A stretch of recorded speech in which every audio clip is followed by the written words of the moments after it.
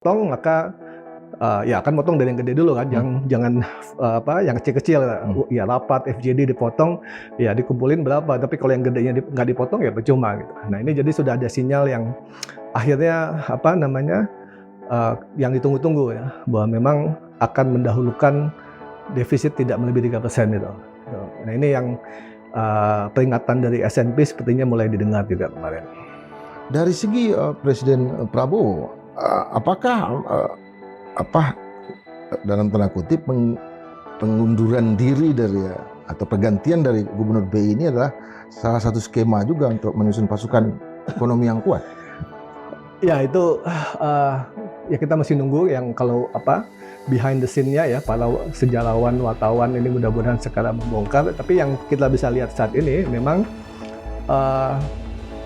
kalau ibarat catur ya, para perwiranya di bidang ekonomi sudah berganti semua ya, yang tadinya diangkat atau ditetapkan oleh Pak Jokowi ya kan, itu mulai dari direktur Bursa Efek Indonesia, kemudian Iman Rahman ya, kemudian para komisioner OJK itu kan ya, dan Mahendra Siregar ya, yang paling duluan Bu Sri Mulyani sudah itu kan semuanya kan pertama kali diangkat pada zaman Pak Jokowi ya, dan LPS kan sudah Pak Anggito ya sudah jadi kepala LPS, itu juga dari pada zaman atau setelah Pak Prabowo jadi presiden. Nah ini yang terakhir dari anggota KKSK adalah Pak Peri yang sudah 7 tahun menjabat gitu. Jadi di satu sisi ya ini ada peluang lah bagi Pak Prabowo buat memilih orang yang dianggap bisa lebih kerjasama dengan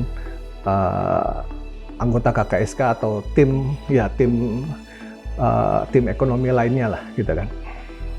Artinya kesempatan besar sekarang itu bola di tangan presiden berarti.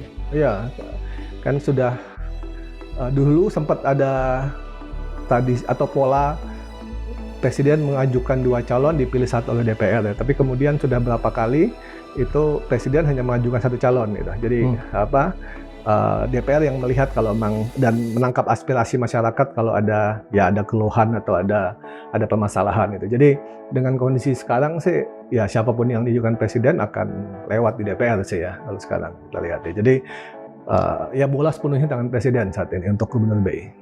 Tapi kan prosedurnya kan harus lewat undang-undang BI yang lama kan, artinya lewat kandidasi, ada yang mencalonkan diri, ada yang fit and proper test dan hal enggak begitu. Yang kalau seingat saya yang wajibnya yang itu adalah presiden mengajukan ke panas.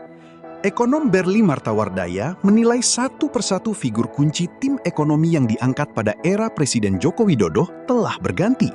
Mulai dari jajaran pasar modal, OJK, LPS, hingga kini Gubernur Bank Indonesia Peri Warjio mengajukan pengunduran diri. Pernyataan ini memunculkan pertanyaan publik, apakah ini sekadar pergantian biasa atau bagian dari penyusunan ulang tim ekonomi Presiden Prabowo Subianto?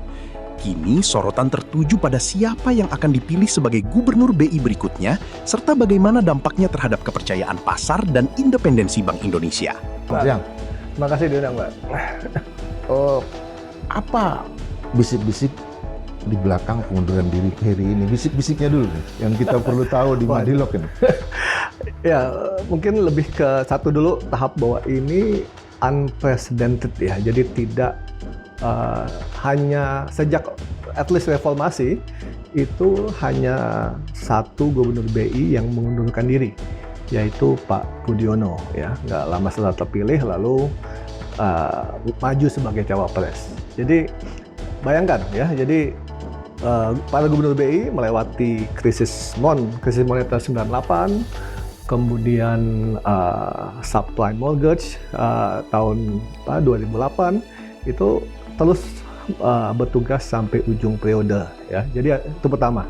Kedua, Pak Peri ini adalah satu-satunya Gubernur BI yang 2 periode ya. Jadi semua 1 periode semuanya ya. Atau ya kecuali Pak Bud yang mundur lebih cepat, yang lain 1 periode. Jadi terpilih pertama kali 2018, ya walaupun sebelumnya sudah jadi deputi gubernur, tapi sebagai gubernur 2018 sampai 2023, kalau terpilih lagi untuk masa jabatan kedua sebagai gubernur 2023 sampai 2028. Jadi masih 2 tahun lagi ya, 2 tahun lagi. Jadi masih cukup panjang gitu. Sehingga ini sangat mengejutkan ya. Lalu yang ketiga yang juga pertanyaan ya bagi para ekonom dan pelaku pasar, diumumkannya itu Senin pagi ya. Senin pagi itu ketika market baru buka ya. Jadi kalau timing, jadi istilahnya tuh ada Friday night dumping ya kalau istilah dari sana. Kalau berita-berita buruk keluarkanlah Jumat malam atau weekend gitu, sehingga ya ketika pasar sudah tutup ada waktu untuk mencerna, tidak kaget ya, karena orang kaget takut itu berbuat hal-hal yang tidak biasa gitu kan. Jadi ya simpelnya pasar bisa jatuh, saham jatuh, kurs rupiah juga melemah gitu. Jadi di berita itu diumumkan bahwa suratnya sudah dikirimkan ke Presiden hari Sabtu. Jadi sebenarnya ada waktu untuk mengumumkan baik hari Sabtu atau hari Minggunya, ya kan? Sehingga ada berapa jam atau bahkan sempat tidur, sleep on it gitu. Baru kemudian hari Senin, oh ya udah seperti apa gitu. Yang keempat ya Pak Perinya tidak ada gitu kan. Maksudnya kan, ya Pak Perinya kan harusnya terima kasih saya dikasih kesempatan berbakti, mengabdi, ya saya harus mundur. Saya dengan alasan ya saat yang ada di media kesehatan. Panas. Ekonom Berli Martawardaya menyebut pengunduran diri Peri Warjio sebagai peristiwa yang sangat tidak biasa.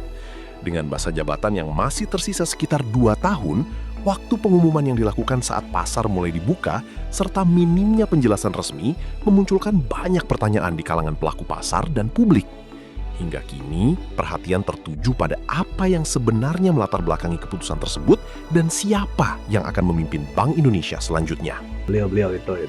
Artinya yang kita butuhkan ke depan ini benar-benar yang bisa menyelesaikan persoalan apa sebetulnya? Rupiah kah? Atau apa? Ya itu apa gitu dari Gubernur BI ini? Yang utama, yang first. Ya, ini ya beberapa senior saya di FEUI nulis di Substack punya bikin tulisan gitu ya. Bikin tulisan nanti saya kirim itu we need central bank governor that can say no. That can say no. Ya. Oke. Ya, itu tuh menarik the quote ya. Jadi itu Yari Antupatunru, Yari Perdana, ya ada beberapa orang lagi lah Udah seniornya Berli ya. Teman-teman saya. Ya Rizal Siddiq gitu kan. Oke, Rizal Siddiq ya. Mereka nulis beberapa 1 bulan lalu kayak nulis itu. Ya mungkin kalau dalam satu kata itu yang bisa say no gitu. Kadang-kadang bisa say no ke pemerintah, kadang-kadang wah ini sampai segini aja kan ya BI bisa bantu gitu kan. Ya jadi misalnya simpelnya saat ini BI pegang 170 triliun untuk tahun ini. Kalau minta dinaikin jadi ya 300 ya bisa bilang tidak lah kalau sudah melebihi batas yang tidak aman gitu ya. Gitu. Jadi tadi masalah trust, masalah kredibilitas gitu yang di ujungnya yang bisa bilang tidak gitu. Ya segini ini sudah kalau kami turuti malah tidak sehat buat ekonomi Pak gitu. Nah, ini yang saya kira saran dari para ekonom itu cocok ya. Ini kalau kita sebut nama-nama itu Arianto Patunru, Ari Perdana segala macam itu ini kan para ekonom yang dulu maju di 98 jadi menjadi ekonom aktivis dan segala macam. Dan kalau judulnya adalah itu yang bisa bilang tidak. Jadi kita ingat kata pengantar bukunya Oriana Fallacy ya yang wawancara dengan sejarah. Artinya dia wawancara dengan para pemimpin-pemimpin dunia dan dalam kata pengantar dia bilang ada pohon di mana dan di pohon itu ada tertulis dalam bahasa bahasa Jerman Yunani gitu yang bisa bilang tidak gitu. Nah begitulah ekonomi berjalan. Artinya itu yang dibutuhkan dari para pengambil kebijakan di bidang ekonomi sekarang ya. Di tengah sistem politik yang makin hegemoni sekarang. Iya, karena ya tunggunya di dalam kabinet sendiri harusnya Menteri Keuangan yang sudah jadi rem ya. Sudah jadi rem. Rem kedua baru di BI gitu. Ya, jadi ya tadi ya lini tengah tuh Menteri Keuangan yang bisa bilang tidak. Bu Sri Mulyani juga cukup cukup ketat menjaga supaya tidak melebihi batas gitu kan. Ya, baru kemudian BI kalau udah lewat bolanya ke tengah ya udah belakang back sama kiper yang main gitu kan, yang jaga. Nah ini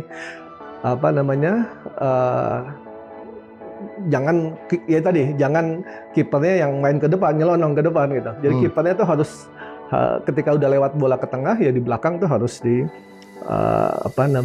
harus jaga ketat ya. Bahkan kalau memang udah parah, udah bahaya banget serangannya ya Catenaccio, semua tarik aja jaga belakang defense ya.